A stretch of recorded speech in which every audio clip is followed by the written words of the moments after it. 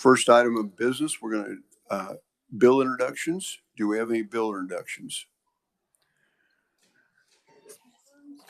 Gavin Kreidler. Gavin, welcome. Hi, good morning, Chairman, members of the committee. My name is Gavin Kreidler, and I appear before you today representing the American fuel and petrochemical manufacturers. We seek the bill introduction of 24 RS 3005, which preempts state agencies from purchasing vehicles based on their fuel source. Very good. Committee. Any objection? Bill is entered. Thank you very much. Any further bill introductions? Eric.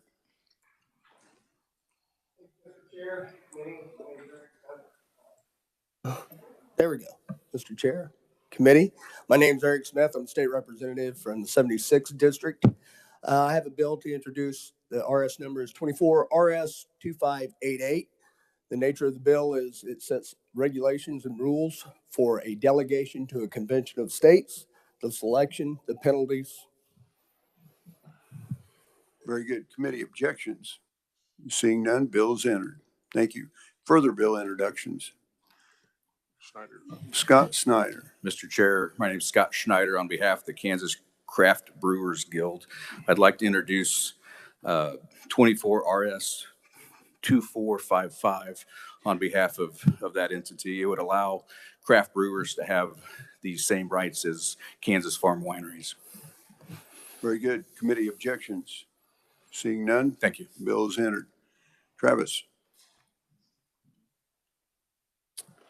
Mr. Chair, members of the committee, thank you. My name is Travis Garwold, appearing on behalf of the American Council of Life Insurers. I would respectfully ask for the introduction of RS 2957. It's the Life and Health Insurance Guaranteed Association Model Act. It aims to protect policyholders and claimants in case of insurance companies' impairment or insolvency. Very good. Committee objections? Seeing none, bill is entered. Very good. Further bill introductions? Jacobs. Oh, Representative Jacobs. Thank you, Mr. Chair. I have 2024 RS 2672, and this is on behalf of Representative Samantha Representative Partial, and it has to do with equal rights protection of the mother and the baby. Very good. Thank you for that. Committee objections? Seeing none, bill is entered. Further bill introductions? Okay, seeing none, we're going to open the work session on House Bill 2358. Mike, do you want to give us a little bit of an overview? I think most of us remember what this was from last week. Right, Mr. Chairman, members of the committee, there was a fair number of people that testified on this bill, either in person or in writing. What it does is it expands those that could certify the cause of death. Current law provides that the physician last in attendance has to certify. And the bill would have added some other folks to that list. And there was an amendment offered, which I think you all have. And if you don't, I've got copies. Pass them out that way.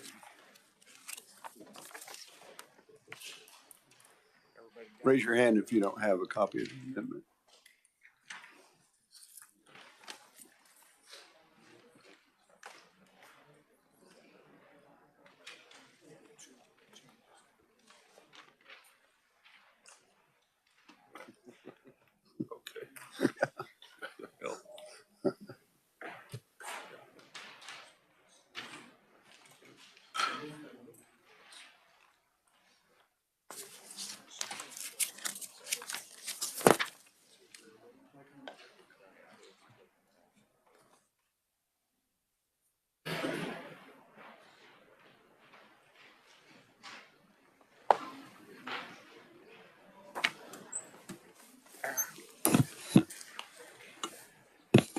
Mr. Chairman, members of the committee, the amendment would amend a section of the Vital Statistics Act to define what the cause of death certifier would be.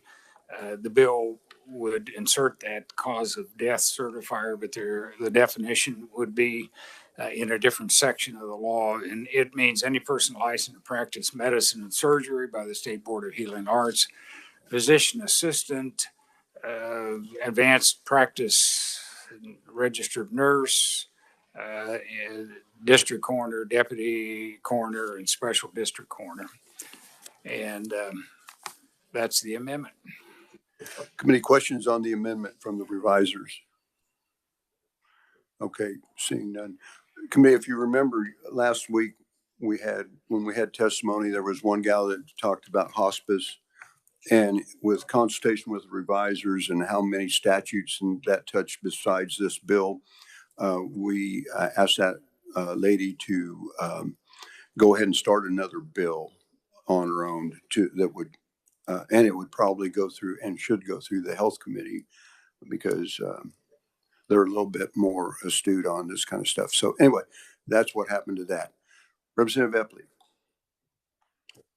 Thank you, Mr. Chair. I'm ready to. Representative Haskins. There you go.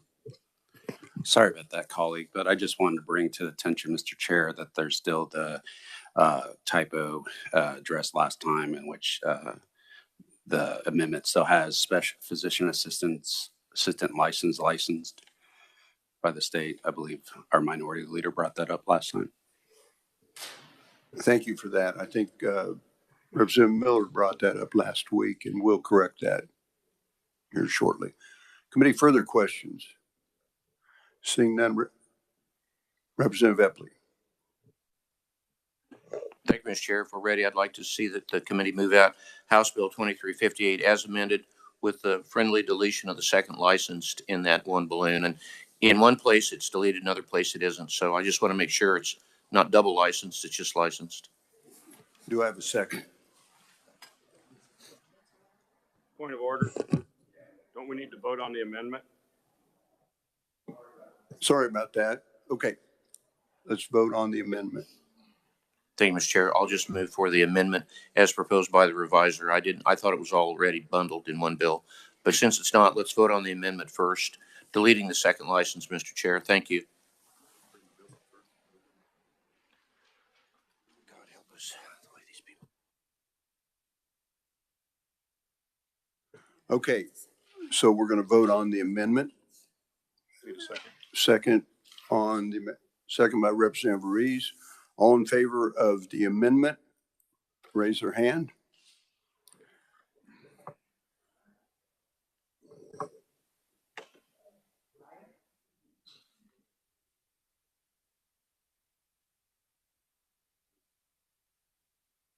Got it.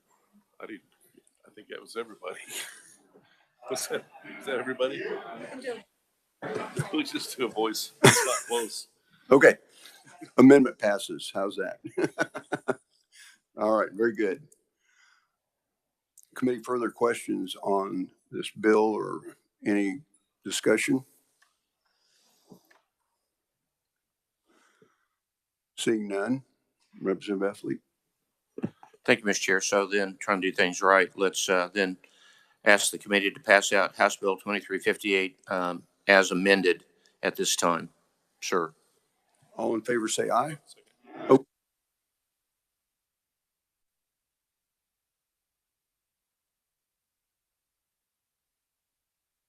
No. Okay. Now, everybody in favor, say aye. Aye. Opposed, same sign. Seeing none, the bill is passed as amended. Okay. Hopefully we've got through that. Does anybody want their vote recorded on this bill? Seeing none. Okay, next we will open the hearing on House Bill 2632. Mike? And while Mike, we're waiting on Mike, is there anybody on WebEx, Lance?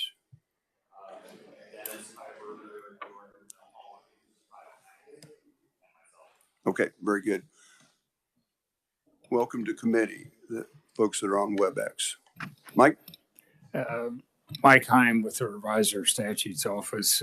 This bill amends a statute dealing with the Law Enforcement Memorial Advisory Committee. It adds a 11th member. If you look at the bill number 6, representative of the Kansas chapter of Concerns of Police Survivors, and that person would be appointed by the governor. All those that are appointed by the governor, by the different associations, have to submit a list of 3 names for consideration to the governor and so on. What this group does is they make recommendations regarding the memorial to law enforcement officers on the state grounds. They also make recommendations to the governor and the legislature regarding appropriate activities memorializing or commemorating the service of law enforcement. So if you have a question, I'll try and answer. Committee questions of the revisor? Seeing none, thank you, Mike. Next, we have Dana Evans, police concerned of police survivors. Dana, welcome to committee. Good morning. Thank you all for having me here today. And I'm not quite sure how to do this, but I think you just want to hear about what we do. Is that correct? Okay. I'm with Concerns of Police Survivors. We're an organization of peer support for our families and affected coworkers who've lost an officer in the line of duty in Kansas. We are a 501(c) organization, nonprofit, and we are part of a national organization that has 55 chapters across the United States. Our parent organization is a 4-star charity navigator organization, which is something that we're very proud of because it lends itself to letting people know how transparent we are with what we do as far as our programs, as far as our funding, and as far as our fundraising. As for Kansas Concerns Police Survivors, what we do is we are there for our survivors from the moment a line of duty death happens, as we are allowed to be. In a perfect world, we're able to get with the department and the family as soon as possible. We can generally speak to the department. Sometimes it's harder to get to the family because the department wants to be very protective of that family, as you would expect. But we endeavor to be there just to hold that family's hand and to actually wrap our arms around the department as well, because we know from experience how devastating and how alone you can feel at that time. And we know that the departments feel that as well. They're scrambling and they're trying to be there for a family. We like to go and just hold their hands and help them with anything we can help them do. That might be with PSOB benefits. It might be with the National Law Enforcement Officer Memorials Fund benefits, state benefits. We can help them with all that. We are a peer support group, so we also have survivor events that we do at least once a year, where we get our survivors together for something fun to do, and that way we can sit around, we can talk about our officers, and we can tell our funny stories about our officers and bring back that joy that we had when they were here. On the other hand, if it's your day to where you're feeling sad and lonely and you just want to cry, we can sit there and do that with you too. So we really are there for each other. Our organization here in Kansas, what we do with our funding and things like that is that we help families get to National Police Week in May. We will help them by paying for their airfare and their hotel, and we also send a family liaison along with them, another survivor, to help navigate that week, because if you have never been there, National Police Week is crazy busy and it's emotional, and there are just a lot of people there, a lot of people. So we send a liaison to be with that family to help them through that. We also help them get to our national organization's hands-on programs, we have 14 of those, and they are survivor specific. It could be spouses, siblings, extended family, which is your nieces and nephews, grandparents, in-laws, that type of thing. We have coworkers. We have two for coworkers. And these retreats are 4 days and they're free and they're put on through our national organization. And it's where you can go and you be with your survivors' respective groups, such as spouses, and you're with other spouses, and you have our mental health specialist are there with these people. And we have sessions and we have activities that are a lot of fun to do, and it's just a great building time and a great bonding time. So Kansas Cops will pay for travel to get to those retreats. And so that's what we do with our funding that we get from donations and from any fundraisers that we do.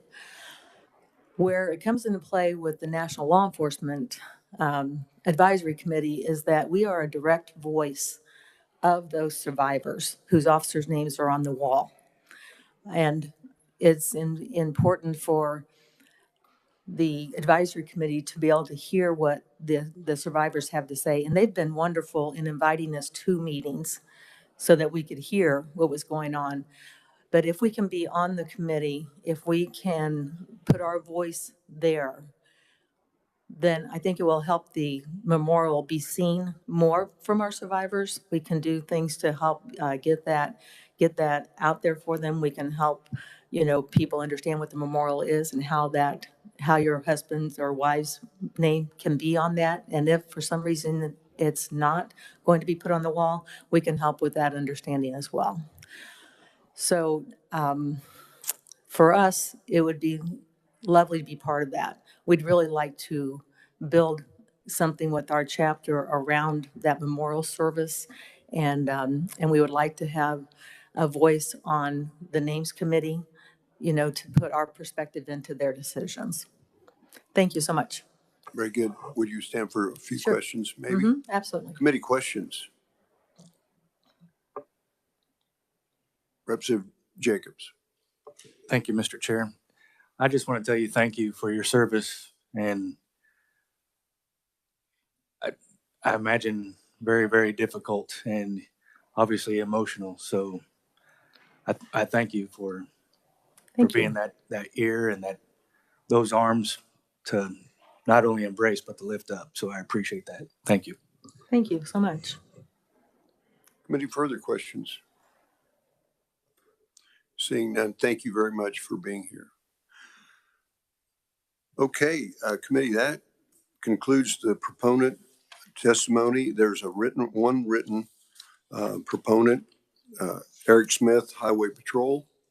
Ed, did you want to add something to this? Even though I don't have you on my list. Thank you, Mr. Chairman. We did submit testimony, I believe. It should have been in there. If not, I will get it to you. But we would like to speak to this, if you don't mind. No, of course. Okay. My name is Ed Klump, and I'm representing the Kansas Sheriff's Association, Kansas Association of Chiefs of Police, Kansas Peace Officers Association. We requested this bill in support of the families of our fallen officers. It's been described what the bill does. It adds one member to this, and it's a voice of the survivors. You've heard what Kansas Cops organization does. They actually, the last time this statute was amended was in 2021, which coincidentally was the same year in which the Kansas Cops organization was chartered. And so the last time this bill was introduced, Kansas Cops wasn't even a functioning organization in Kansas yet. And so it's appropriate now, 22 years later, that we demonstrate the value of what Kansas Cops does for our law enforcement officers in the state. They're comprised of members that are family members of fallen officers, or sometimes partners and co-workers of fallen officers. So it is an organization made up entirely of people who have lived this horror of losing a loved one or a co-worker in the line of duty. And we believe their voice is very, very important to this process. And we believe they deserve to be a voting member of this committee, not just merely an invited attendee. And so that's what this bill does. We strongly support it. We ask your support for it, ask you to move forward favorably. And Mr. Chairman, I'll be so bold as to even say, perhaps maybe it could go on the consent calendar. With that, I'll stand for questions. Committee questions? Seeing none, thank Thank you you, very Mr. much. Chairman. Committee, is there any objection to working this bill today? Does anybody have any plans for amendments or anything like that? With the committee's permission, we'll go ahead and work this bill today. You just have to move to suspend the rules. Okay. Okay. Representative Reeves. Thank you, Mr. Chairman. I move that the rules be suspended and that 2632 be worked today by the committee. I have a motion. Do I have a second? Representative Sanders seconds it. Okay. All in favor, say aye. Aye. Opposed, same sign. Motion passes. Do I have a motion to approve? Representative Ruiz. Thank you, Mr. Chairman. Mr. Chairman, I move that the committee pass out HB 2632 favorably. I have a motion. I need a second. Representative Jacobs. Thank you, Mr. Chair. With the conferee's request, would it be too much to ask the committee to put it on or place it on the consent I think we can do that when we pass out the bill. during the motion? Okay. Thank you. Do I have a second? Second by Representative Epley. All in favor, say aye. Aye. Opposed, same sign. I'm in uncharted territory here for, let me add. If it's a consensus of the committee to put it on the consent calendar, I can do that. You could, normally, I guess, would make that part of the motion. It's however you want to do it. Would the maker of the motion amend his motion to allow that? Thank you, Mr. Chairman. Mr. Chairman, I'd like to amend my motion that HB 2632 be placed on the consent calendar and moved out favorably. And is that okay with the second? Okay. Are we cleared now? Okay. All in favor of placing it on the consent calendar, say aye. Aye. Opposed? Seeing none, it is passed and will be placed on the consent calendar. Very good. Committee, any other questions or discussion? Seeing none, we're adjourned.